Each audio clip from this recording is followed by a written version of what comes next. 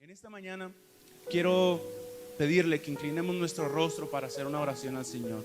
Me gustaría que conservara ese sentir de la alabanza que durante la prédica solamente pudiera acrecentarse para el final concluir también orando y alabando al Señor. ¿Le parece? Incline su rostro y acompáñeme a orar. Señor, te damos gracias en esta mañana por estar en este lugar nuevamente.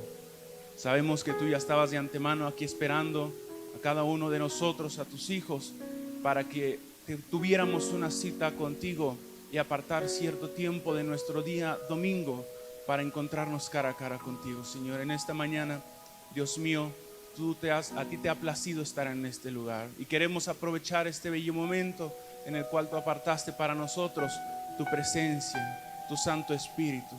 Tu deliciosa y bendita presencia está en este lugar y queremos aprovecharla, Dios mío.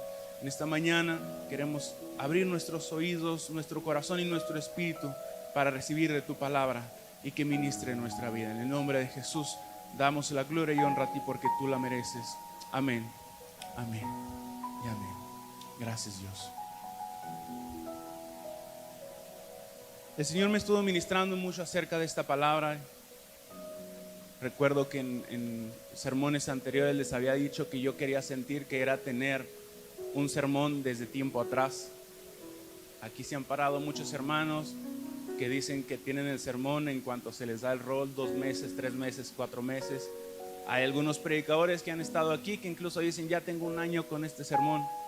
Y dije, Dios mío, bueno, yo quiero saber qué se siente eso, porque por lo general a Dios le place, o a menos que yo me ponga a cuentas con Dios una semana antes de estar desarrollando el pensamiento. Y precisamente esta ocasión fue la situación. Ya tenía como un mes y medio alrededor con estas palabras rondando mi cabeza. Dije, Señor, pues yo creo que algo quieres ministrar a mi vida, algo quieres decirme a mí. No sé si esto sea lo que tú quieras decir a la iglesia.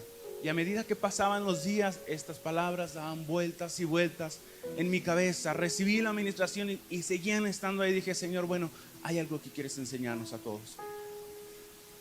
Y la palabra básica y fundamental en la que quiero basar este pensamiento es la palabra gracia. Una palabra muy común utilizada por nosotros en muchos ámbitos, ¿verdad? Tanto en el ámbito positivo como en el ámbito negativo. Si lo planteamos en el ámbito positivo, muchas veces decimos, es que esta persona tiene mucha gracia para hacer aquello, para desempeñar esta labor, para desempeñar este ministerio, esta actividad. Y si lo ponemos de manera negativa, yo creo que todos se van a sentir identificados cuando regañan a sus hijos o cuando nos llegan a regañar, ¿verdad? Digo porque tengo todavía a mis padres en casa. Ya me hiciste tu gracia otra vez. Todos lo han dicho, yo creo. Pero es una palabra muy común que si indagamos un poquito tiene un significado más trascendente, más amplio.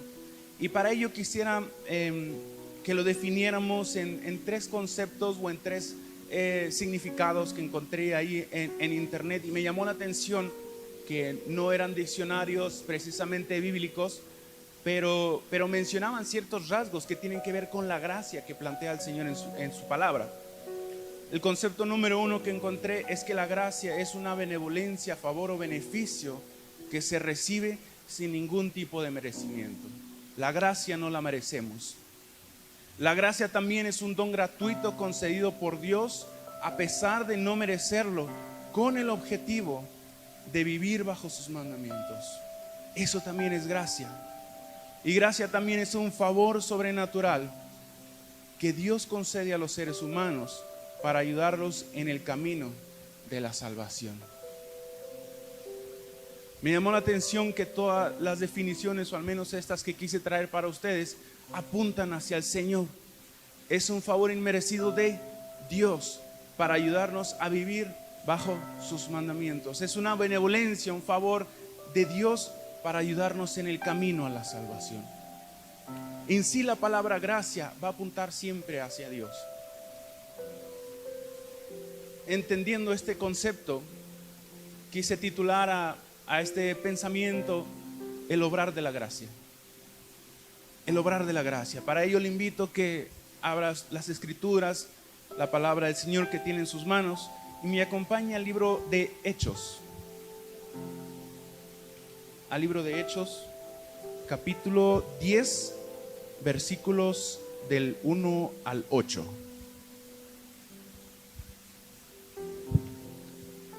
Hechos 10, del 1 al 8. Y nos vamos a saltear hasta el 44 y el 46. Del 44 al 46, perdón. Cuando lo tengan me dice un amén. Los ayes están muy recios, hermanos. ¿Me dicen amén otra vez? Amén, ok, ya lo encontramos. Le invito a que me siga con su vista. Vamos a leer del 1 al 8 y del 44 al 46. Dice de la siguiente manera: había en Cesarea un hombre llamado Cornelio, centurión de la compañía llamada la Italiana, piadoso y temeroso de Dios con toda su casa, y que hacía muchas limosnas al pueblo y oraba a Dios siempre. Este vio claramente en una visión, como a la hora novena del día, que un ángel de Dios entraba donde él estaba y le decía: Cornelio. Él, mirándole fijamente y atemorizado, dijo: ¿qué es, Señor? Y le dijo: tus oraciones y tus limosnas han subido para memoria delante de Dios. Envía pues ahora hombres a Jope y haz venir a Simón, el que tiene por sobrenombre Pedro. Este posa en casa de cierto Simón curtidor, que tiene su casa junto al mar. Él te dirá lo que es necesario que hagas. Ido el ángel que hablaba con Cornelio, este llamó a 2 de sus criados y a un devoto soldado de los que le asistían, a los cuales envió a Jope, y después de haberles contado todo. Nos vamos al 44, hermano. Mientras aún hablaba Pedro estas palabras, el Espíritu Santo cayó sobre todos los que oían el discurso, y los fieles de la circuncisión que habían venido con Pedro se quedaron atónitos de que también sobre los gentiles se derramase el don del Espíritu Santo, porque los oían que hablaban en lenguas y que magnificaban a Dios. Es un pasaje muy bonito. Si usted lo quiere leer completo, es todo el capítulo 10, se lo encargo de tarea. Tiene mucha enseñanza, pero quise solamente tomar estos extractos de este capítulo completo para basar el obrar de la gracia. Si nos colocamos o nos situamos en este punto específico de la historia, podemos deducir o podemos asegurar varias situaciones. A estas alturas, el Señor Jesucristo ya había terminado su ministerio en esta tierra. Ya no estaba caminando entre nosotros, Él ya había ascendido al cielo, y el ministerio había quedado a cargo de los apóstoles, de los discípulos que habían quedado a su cargo. También podemos verificar ahí en la cronología bíblica que el Espíritu Santo, el don del Espíritu Santo, ya había descendido sobre los 120. Aquellos famosos 120, ¿verdad?, que estaban unánimes en oración, y el Espíritu Santo descendió sobre ellos, siendo aquel acontecimiento la primera ocasión que el Consolador vino a sus corazones.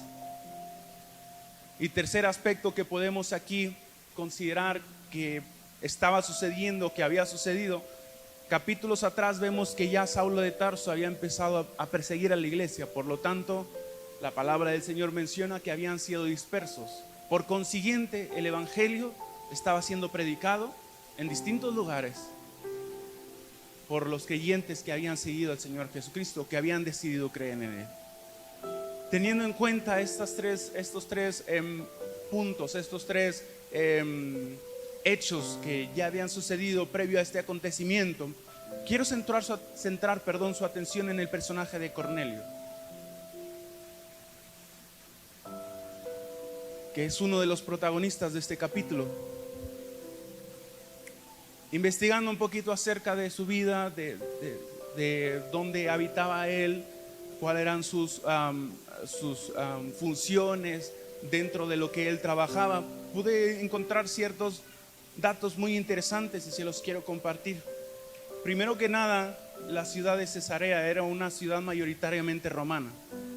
Si desempolvamos un poquito de conocimiento, sabemos que los romanos habían estado oprimiendo al pueblo de Israel, a los judíos. Por lo tanto, Cornelio formaba parte de esas filas de los romanos. Y no solamente eso, sino que él estaba a cargo de una parte del ejército. Dice ahí el primer versículo que él era un centurión. A medida que pasó el tiempo, pues centurión estaba a cargo de distintas cantidades de soldados, pero el último dato que logré encontrar que concluye o que concuerda más o menos es que estaba a cargo de 100 soldados del ejército romano. Estaba él y bajo su mando había 100 personas a obedecerlo, dispuestas a obedecerlo en lo que él dijera. Era un puesto tanto táctico para la guerra como administrativo para ciertas decisiones que se tomaban dentro del ejército romano. También menciona la palabra del Señor que era el centurión de la compañía llamada la Italiana. Investigando un poquito al respecto, algunos datos ahí históricos mencionan que este ejército, válgame, aparte del nombre que se llama la Italiana, estaba formado por personas de origen italiano.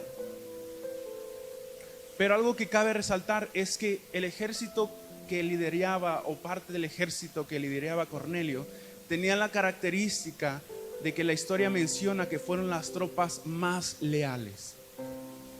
Eran personas con las que podías contar, con las que no te fallaban, a pesar de que también algunos datos mencionan que eran soldados ya con un rango tendiente a veteranos, que ya tenían ciertos años peleando para el ejército romano. Eran personas, fue la parte del ejército más confiable, más leal a los ideales romanos. Por lo tanto, podemos decir que Cornelio no era una persona muy deseable para los judíos. Era un romano, era líder de cierta parte del ejército y era una parte del ejército muy leal a los ideales que tenía Roma en aquel entonces. Para los judíos, yo creo que Cornelio no formaba parte de sus amigos cercanos, de sus conocidos quizá, o si lo conocían decían, no, pues ni quiero conocerlo. Ese Cornelio forma parte del bando contrario. Pero aún así, me llama la atención, y lo leímos ahí en el versículo 2, que la palabra lo describe como un hombre devoto, temeroso de Dios. Igual que todos los de su casa, daba generosamente a los pobres, lloraba a Dios con frecuencia. Ahí pudiéramos empezar a cuestionarnos, ¿no?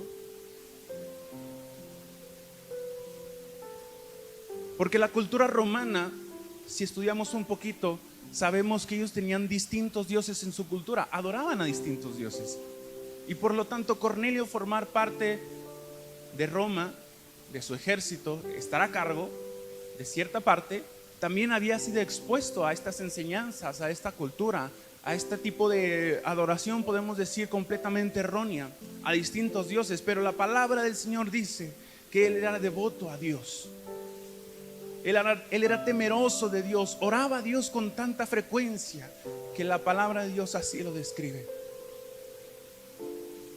Él era parte del grupo al cual los judíos llamaban temerosos de Dios. Usted sabe, y les mencioné al inicio, que la palabra del Señor se estaba extendiendo por muchos lugares. Por lo tanto, también había llegado a los oídos de los gentiles. Usted sabe que esas personas no eran aceptadas por los judíos. Les querían imponer los ritos del judaísmo para que pudieran aceptar al Señor en su corazón. Por tanto, los catalogaron como temerosos a Dios. Amaban a Dios, sí, oraban al Señor, pero el judaísmo o las costumbres que tenían para entrar a este tipo de grupos no lo practicaban. Por lo tanto, Cornelio ya había escuchado de Dios, ya había sido ministrado anteriormente. Podemos asumir que él había oído acerca de esta salvación. Muy probablemente tenía un poquito falta de información, de experiencia con el Señor, quizá, pero tenía una fe verdadera delante de Dios. Y para basar un poquito este punto o esta aclaración en el cual les digo que Cornelio muy probablemente estaba en medio, ¿no? No estaba ni tan muy bien conociendo a Dios, ni tampoco tan desconociendo a Dios. Primero que nada vemos que él reconoció que el ángel era de parte del Señor, porque en el versículo 4 vemos que él le respondió, ¿qué es, Señor? Estaba reconociendo la grandeza de aquel ente, de aquel ser que le venía a dar un mensaje. Pero también vemos en versículos más adelante, en el 25, no lo leímos, pero si lo quiere consultar, vemos que cuando Pedro llegó a su casa, Cornelio llegó corriendo a adorarlo. Dice la palabra del Señor que él se hincó sobre su rostro y empezó a adorar a Pedro. Pedro le dijo, no, lo corrigió, le dijo, no, levántate. Yo soy un hombre como tú, solamente vengo de parte del Señor. Ahí era un poquito, podemos definir que Cornelio a lo mejor no estaba tan ubicado. Todavía a lo mejor decía, bueno, si este hombre viene de parte del Señor, debo de rendirle culto. A lo mejor si tenía la costumbre de ofrecer sacrificios, bueno, le ofrezco un sacrificio o algo por el estilo. Entonces vemos a un Cornelio que sabía del Señor, había escuchado del Señor, pero aún no tenía la experiencia completa de parte de él. También oraba a la hora novena, que menciona el pasaje, hora que los judíos acostumbraban a entrar en oración. Y es aquí donde quiero empezar a desglosar el pensamiento que traigo en esta mañana. Cornelio había recibido ya gracia de parte del Señor, un favor inmerecido. Por lo tanto, él reflejaba parte del carácter de Dios. Era piadoso, era temeroso, hacía limosnas y oraba siempre. ¿Qué resultados vemos de esa gracia que Cornelio había recibido de parte del Señor? El obrar de la gracia se manifestaba en su vida priorizando la fidelidad a Dios. Él era constante, era comprometido con respecto a los sentimientos, ideas u obligaciones que significaba creer en Dios. Es un significado de la palabra fidelidad. Constante, comprometido en sentimientos, ideas y obligaciones que asume el creer en Dios. Priorizamos nuestra fidelidad a Él cuando permitimos que la gracia que ya ha sido depositada en nosotros, porque yo creo que aquí todos hemos recibido gracia de parte del Señor, amén. El que no haya recibido gracia, levante la mano. Yo creo que ninguno. Todos hemos recibido ya gracia de parte del Señor. Y cuando me refiero a priorizar nuestra fidelidad hacia Él, fidelidad significa confiar y creer, porque esta persona a la que tú le eres fiel es honesta y respetable. Viene del latín fidelitas, que significa literalmente servir a Dios. Priorizamos nuestra fidelidad a Dios. Cornelio en ese momento había recibido una instrucción. No hay trasfondo quizá muy directo de previo trato del Señor con su vida. Simplemente se narra su estilo de vivir, de caminar en esta tierra. Era temeroso de Dios, daba limosnas, oraba a Dios siempre, y de repente llega la visión de parte de Dios. El ángel le trajo unas indicaciones que Cornelio debería de cumplir. Podemos casi asegurar que Cornelio no sabía quién era Pedro. No lo conocía, no tenía noción de él, pero estaba recibiendo una instrucción de parte de Dios por medio de esta visión para cumplir ciertas indicaciones.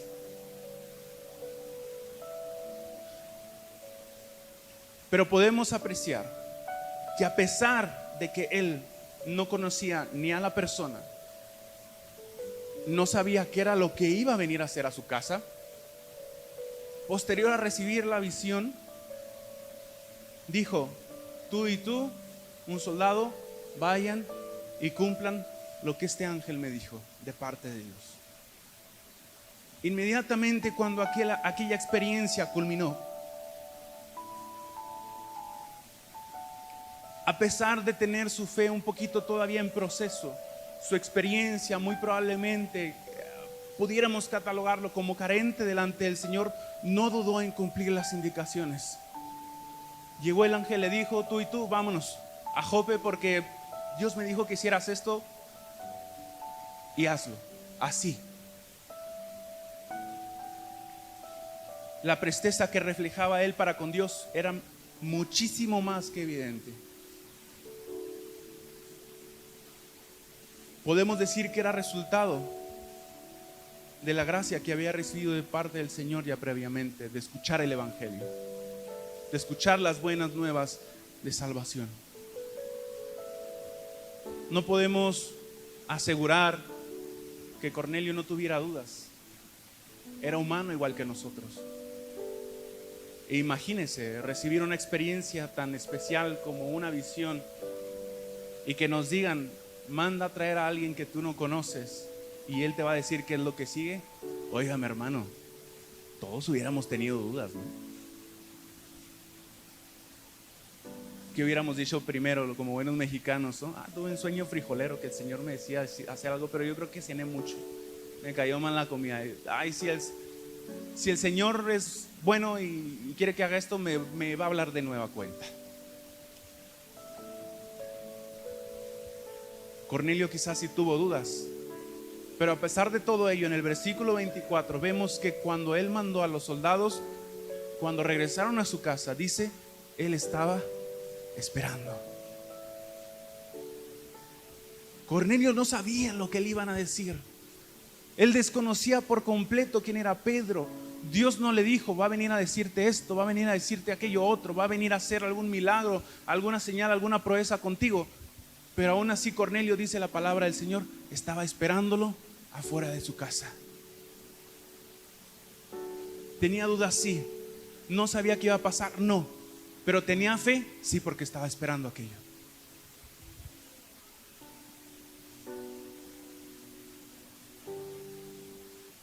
Cuando priorizamos nuestra fidelidad a Dios, es un reflejo claro de que estamos permitiendo que la gracia que ya recibimos de Dios haga obra en nosotros.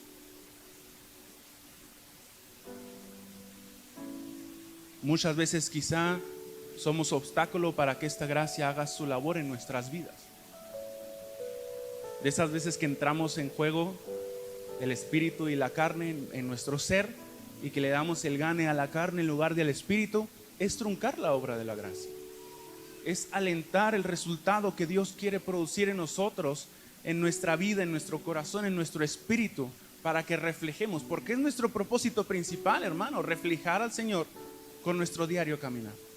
Si estamos fallando en eso, y me incluyo porque también he fallado muchísimas veces, hay que ponernos a cuentas con el Señor. Hay que aprender a priorizar nuestra fidelidad a Dios como resultado del obrar de la gracia. También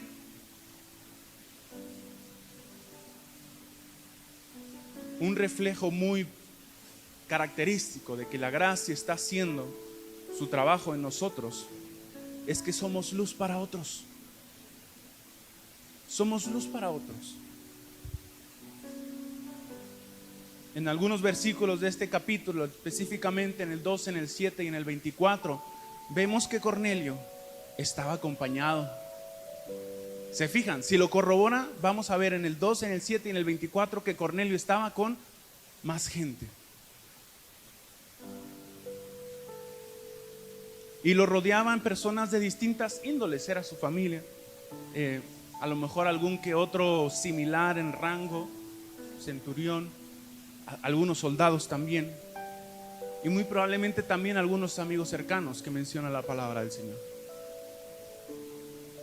Cornelio era un hombre relacional, tenía contacto, se relacionaba con la gente, y es algo que es natural en nosotros. Los seres humanos tenemos una tendencia a ser sociales, tener amigos, tener familia, tener conocidos, tener amigos cercanos, y Cornelio era un claro ejemplo de una persona relacional. Pero lo que cabe recalcar en alguno de estos versículos es que menciona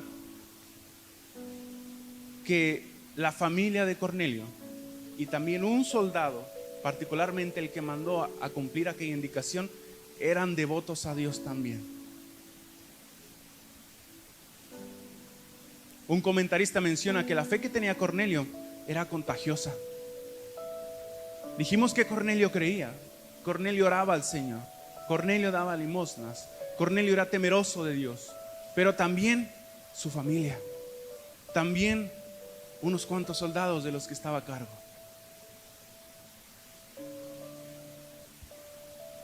Cornelio estaba reflejando, estaba dejando que esa gracia trabajara en su vida. Primero que nada, siendo fiel al Señor. Y segundo, siendo luz a los que lo rodeaban.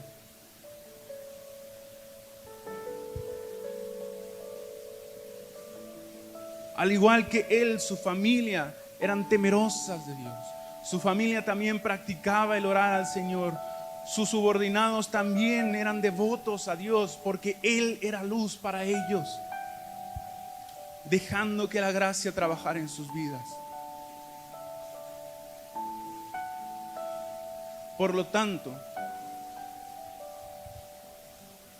podemos decir que Él evangelizaba a diestra y siniestra. Lugar al que iba, lugar al que su fe era evidente, y lugar al que las personas eran blanco de la semilla del evangelio de parte de Cornelio. Con carencia sí, le faltaba experiencia sí también, pero él creía lo que creía y estaba convencido. Le dije a los muchachos en la reunión de ayer, estaba convencido de lo que creía y por lo tanto él lo compartía. Él tenía una fe firme delante del Señor. Y por tanto, lo vemos en el versículo 24, que cuando Pedro está por llegar a su casa, les dije, él estaba esperando fuera de su domicilio, por decirlo en cierta manera, y adentro ¿qué había? Gente. Él tenía la casa llena. Qué curiosidad tan más curiosa, válgame la redundancia, ¿no? Él había recibido una palabra para traer a un desconocido, para hacer no sé qué, que no sé cuánto, pero él de todas maneras dijo, bueno, el Señor dijo, lo espero, y a ver, vénganse a mi casa. Algo viene, no sé qué viene, pero algo viene. Los invito. Dice la palabra del Señor que tenía su familia y algunos que otros amigos de sus más cercanos. Su casa estaba a reventar de gente. Cornelio no le temía multiplicarse en las personas, reflejar su fe, predicarla y permitir que ellos también experimentaran el don de la gracia, el favor de aquella gracia del Señor inmerecida en sus vidas. Por lo tanto, si nosotros hemos recibido gracia de parte del Señor, todos los que dijimos que sí hemos recibido gracia de Dios, debemos permitir que nuestra fe se contagie a nuestro entorno. Que sepan en quién crees, que sepan a quién sigues, que sepan en quién hemos confiado, que sepan a quién servimos,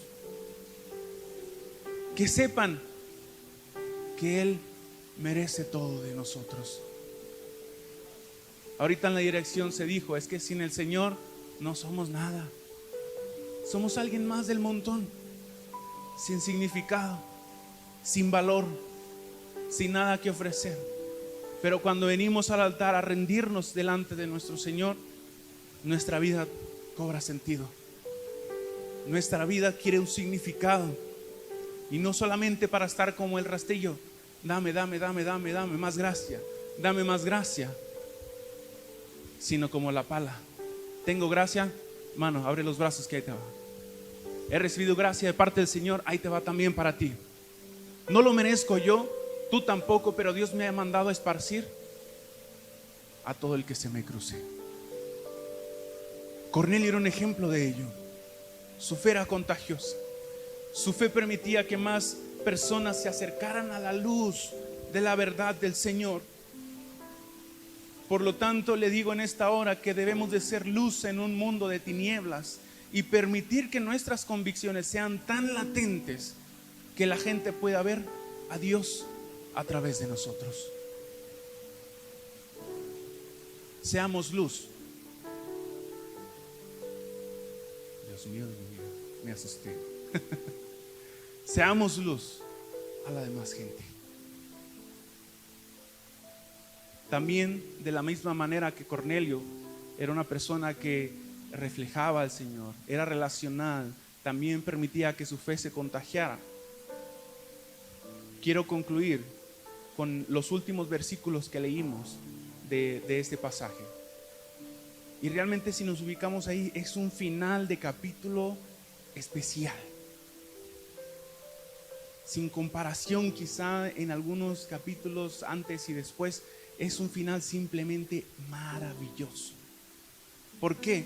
Vemos que el Espíritu Santo nos hizo esperar.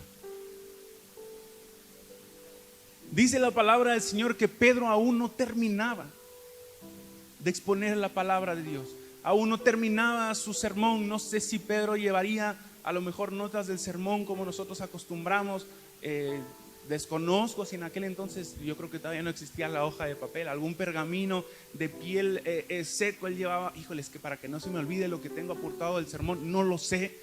Pero la palabra del Señor dice, Pedro aún estaba hablando cuando el Espíritu del Señor cayó sobre todos los que estaban en esa casa. Y empezaron a glorificar a Dios en lenguas. Por lo tanto, si usted permite que la gracia del Señor trabaje en sus vidas, si la gracia hace la obra para la que fue depositada en su corazón, hermano, le digo en esta hora que esa gracia que usted ha recibido va a llamar a más gracia para su vida. Gracia llama a gracia.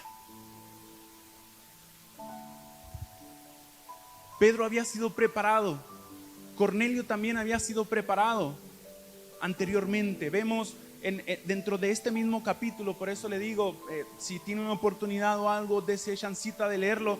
Vemos que Pedro ya había recibido una visión del Espíritu Santo también.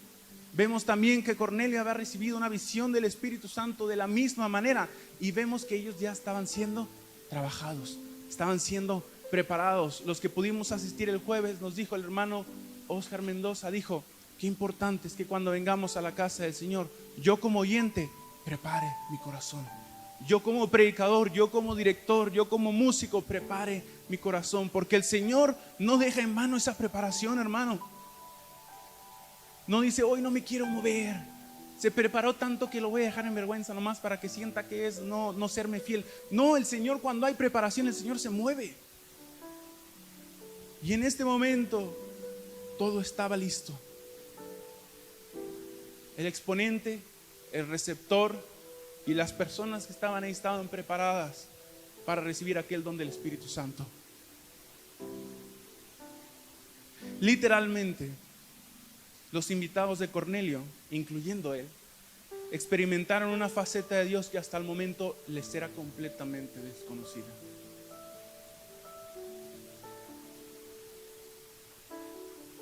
Experimentaron a Dios de una manera que no habían experimentado antes en su diario vivir. Recibieron ese bautismo en lenguas, recibieron ese favor, esa gracia de Dios nuevamente.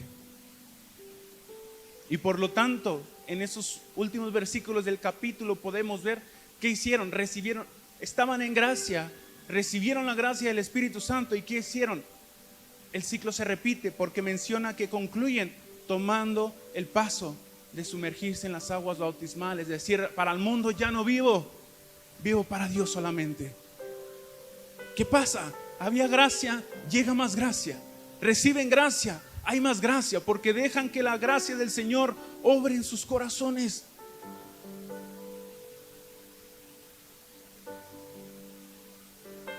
Cuando permitimos que este don inmerecido de Dios trabaje en nuestras vidas, va a venir más sin que siquiera lo pidamos. Yo creo que muchas veces hemos experimentado esto, amén. No hemos pedido, no hemos orado al Señor por una respuesta. Hemos dicho al Señor que se haga tu voluntad, que sea lo que tú quieras. Pero seguimos confiando en el Señor, seguimos teniendo fe, seguimos glorificando su presencia y que la gracia haga su trabajo. ¿Y qué pasa? El Señor responde, el Señor habla, el Señor cambia, el Señor transforma.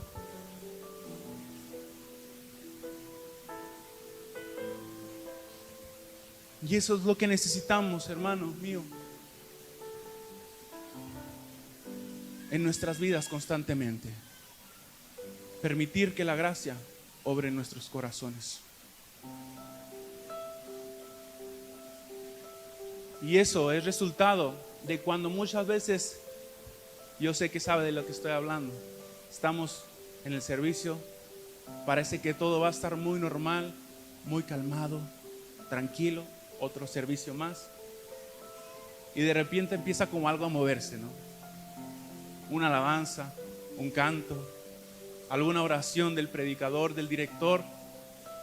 Y sentimos que algo empieza a subir. Sentimos que algo empieza a moverse. No hemos pedido nada. No hemos dicho, Señor, desciende sobre este lugar. Solamente estamos glorificando a Dios. Estamos exaltando al que lo merece todo. ¿Y qué pasa? El Señor empieza a moverse. El Señor empieza a manifestarse. Y hay milagros, hay sanidades, hay bautismo en Espíritu Santo, hay respuesta de peticiones, aún sin que lo pidamos. Pero todo esto sucede, todo esto es posible cuando previamente nosotros estamos viviendo en gracia delante del Señor. Señor, es que tengo problemas, Señor, es que tengo dificultades, mi familia, mi familiar está pasando por este proceso, pero sigues confiando en Dios. Esa es la gracia trabajando, esa es la gracia en tu vida, fructificando ese favor inmerecido. ¿Y qué pasa? Sin pedir el Señor llega a tu vida, sin pedir el Señor llega la paz a tu corazón. Por las oraciones del pueblo, hermano, personas llegan a este lugar nuevamente. Un gusto verlo de nuevo, hermano. Estuvimos orando por el hermano y la gracia del Señor hizo el trabajo.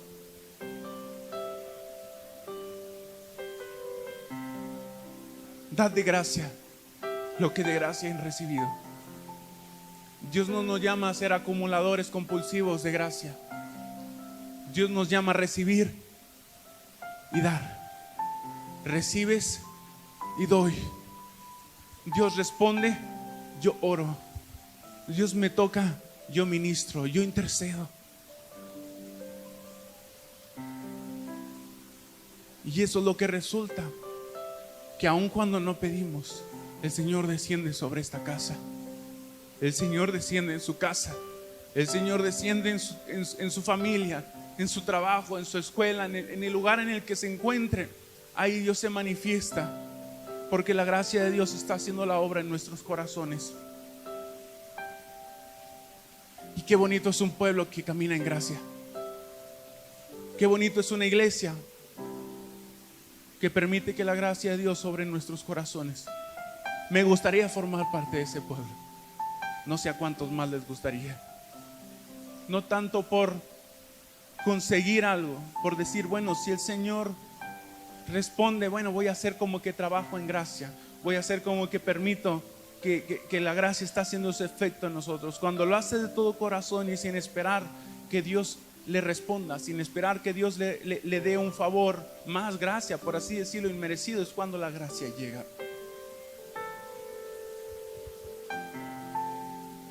Le invito en esta mañana a que incline su rostro ahí donde se encuentra. No sé si esta palabra nomás ministró mi vida, ¿verdad? Pero es mi mayor deseo que haya ministrado también a alguno de sus corazones y que le haya hecho saber que lo que tenemos ahorita no lo merecemos, y lo que Dios está por darnos tampoco lo merecemos.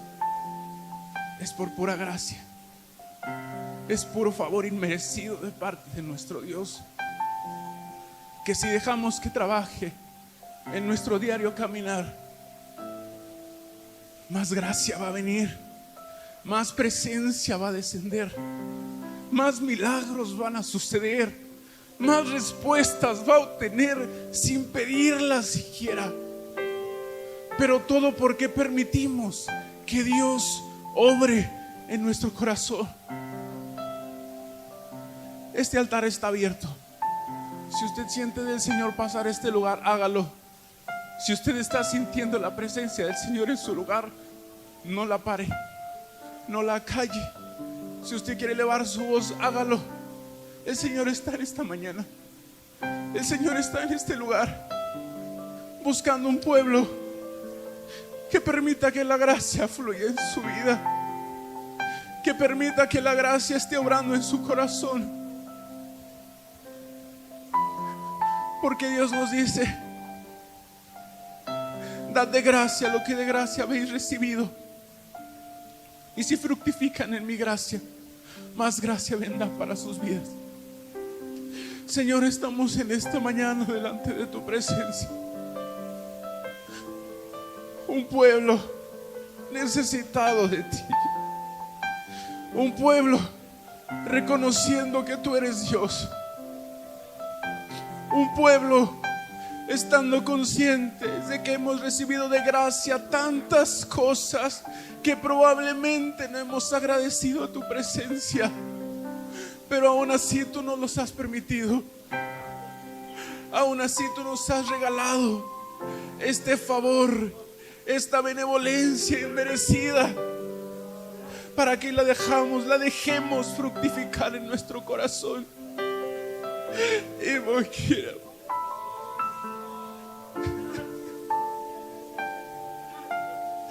Si usted puede adorar al Señor con el Espíritu, hágalo en esta mañana. Dios está en este lugar. Dios está en este lugar y quiere tocar su corazón. Quiere fructificar esa gracia que ha depositado ya en su vida. Esa respuesta que ha recibido. Está llamando a más gracia en esta mañana. Está llamando a más presencia en este momento. Pero si usted no lo deja, la gracia no va a fluir. Déjelo, hermano. Deje que su boca adore a ese Señor. Deje que su corazón exalte su presencia. Deje que sus labios adoren a ese Espíritu Santo, ese consolador que lo bautizó, ese consolador que le respondió su necesidad, su petición. Alábele, hermano. Alábele en esta mañana, que hay más gracia en el cielo. Hay más gracia queriendo descender en este lugar. Hay más presencia queriendo bautizar su vida. Oh, bendito Salvador, tú estás en este lugar. Tú estás en esta iglesia. Tú estás en esta casa, buscando corazones que dejen que tu gracia esté obrando, que manifiesten esas obras, esos frutos que tú ya has puesto en nuestras vidas previamente, y que permites que florezcan, que crezcan, que se reproduzcan, que se multipliquen y que bendigan al entorno, que bendigan a tu iglesia, que bendiga a mi hermano que está enseguida, para que experimente esa gracia que tú quieres hacer descender en este lugar.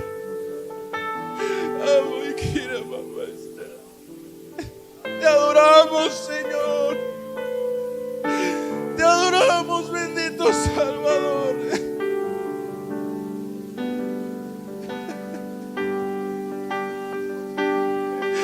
Glorificamos tu nombre, precioso Redentor.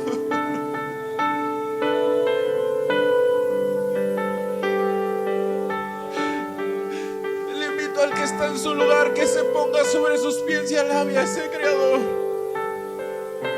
Póngase sobre sus pies y alabe a Dios. Que hay algo en este lugar que quiere derramarse, pero Dios te depende que suceda. Si no tiene una necesidad, solamente agradezca su gracia, solamente agradezca su favor. Si no tiene nada que pedirle a Dios en esta hora, dígale: Señor, gracias. Señor, gracias. Señor, te amo. Señor, te alabo. Señor, te bendigo, porque lo mereces y porque sé que sin ti no soy nada. Oh, Señor precioso. Oh, aleluya.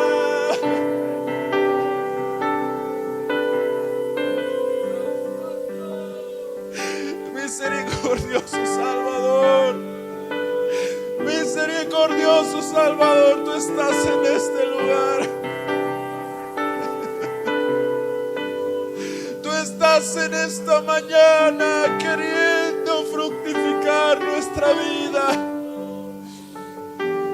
queriendo recoger ese perfume agradable de tu presencia en nuestros corazones, queriendo recoger esa gracia que anteriormente ha fructificado en nuestro corazón, y diciendo: hijo mío, ten más gracia. Hijo mío, ten más gracia, ten más presencia, ten más don, ten más discernimiento, ten más Espíritu Santo, porque ya has aprovechado lo que te he dado, porque has repartido lo que te he dado, porque has fructificado. Oh Señor.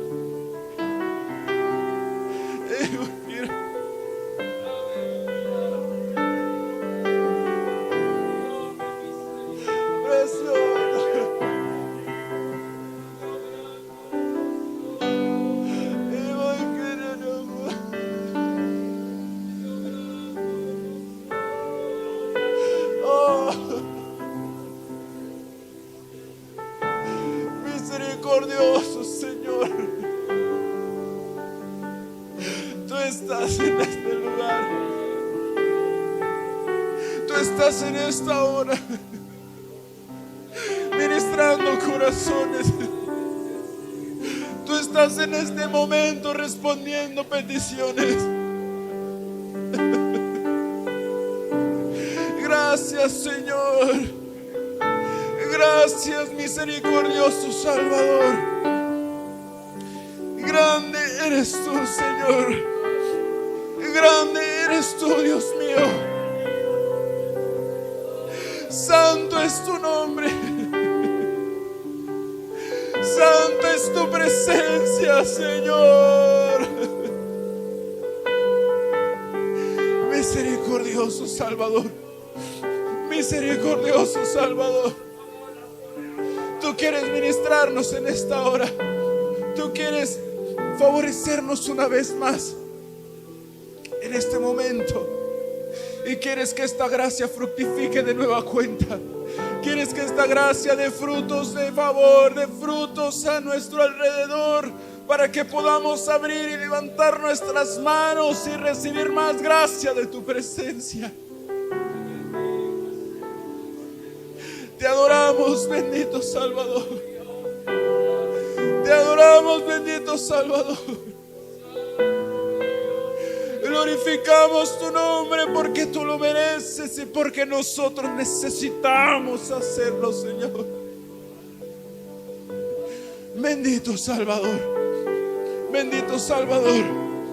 Tú estás en esta hora, Dios.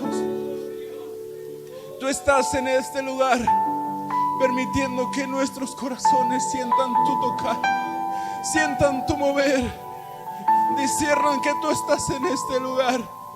Misericordioso Señor, misericordioso Salvador. Santo eres tú, Señor. Santo eres tú, Señor. Santo eres tú, Señor.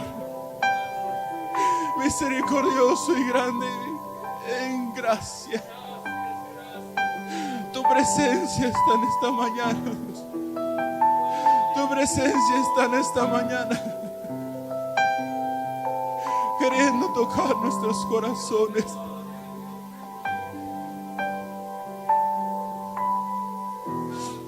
Bendito Salvador. Bendito Salvador. Bendito Salvador. Si usted ya terminó de orar en esta hora, hermano, le invito a que con el grupo de alabanza entonemos este canto de inexplicable. La presencia de Dios es inexplicable, hermano. No la podemos entender, no la podemos medir, pero aún así podemos decir: ¿qué tiene tu Espíritu? ¿Qué es tu Espíritu Santo? Que cuando me toca tengo que cantar, tengo que alabar, tengo que llorar, esté donde esté, porque tú estás en ese lugar. Si usted ya terminó de orar, le pido que se ponga sobre sus pies y entone este canto con nosotros y exalte al Señor, exalte su presencia. ¿Qué tiene tu Espíritu? ¿Qué tiene tu Espíritu? Que cuando me toca me hace temblar. Oh, bendito Salvador. que es tu presencia que al Oh, manifestarse misericordioso tengo que cantar. Oh, Es que soy tan pequeño que tú al tocar me siento misericordioso Señor. que voy a desmayar.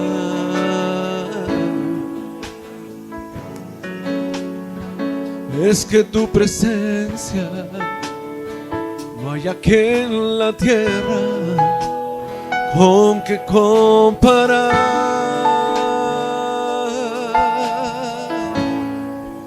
No te puedo mirar, Dígale ni palabras te al puedo Señor tocar. que salgan de su No ha corazón. llegado el momento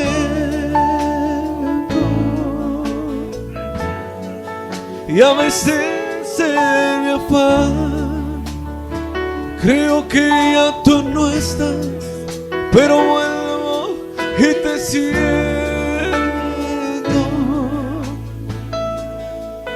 Y cuando me tocas con tu Santo Espíritu, lloro, canto y tiemblo.